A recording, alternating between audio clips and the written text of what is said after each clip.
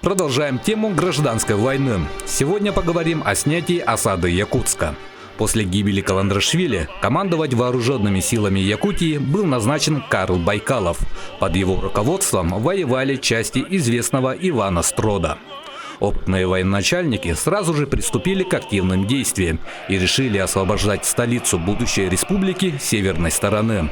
Разведка сообщала, что в 25-30 верстах от столицы засело около 200 так называемых белобандитов. Местность называлась заимкой купца Эверсова возле села Тулагина.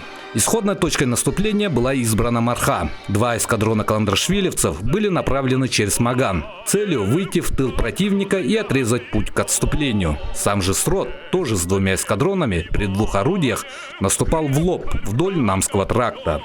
Белые заняли круговую оборону на выгодных позициях. Все подступы хорошо обстреливали с фланговым огнем из занятых позиций. Они считали свою крепость неприступной и защищали ее с фанатическим упорством. Тем временем неожиданные трудности появились у РККА.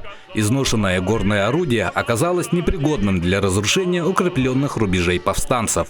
А Макленко стреляла хоть и лучше, но ее снаряды пробивали стены домов насквозь и разрывались далеко за укреплениями. В то же время обходная группа наскочила на неожиданную засаду, в которой погибли оба командира эскадронов. Так, первая атака захлебнулась и вернулась в Марху. Вторая прошла ночью, но тоже безуспешно. На второй день в долину вернулись каландрашвилевцы, и пришла подмога в виде бойцов части особого назначения Якутской роты. В ходе продолжительных боев с применением артиллерии заимка была полностью уничтожена и сожжена.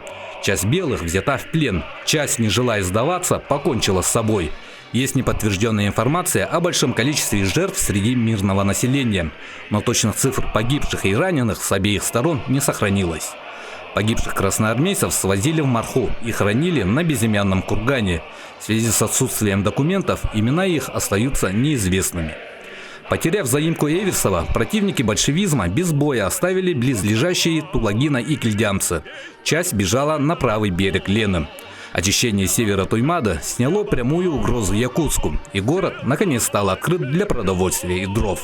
А ровно через месяц, 27 апреля 1922 была образована Якутская автономная Советская Социалистическая Республика ЯССР.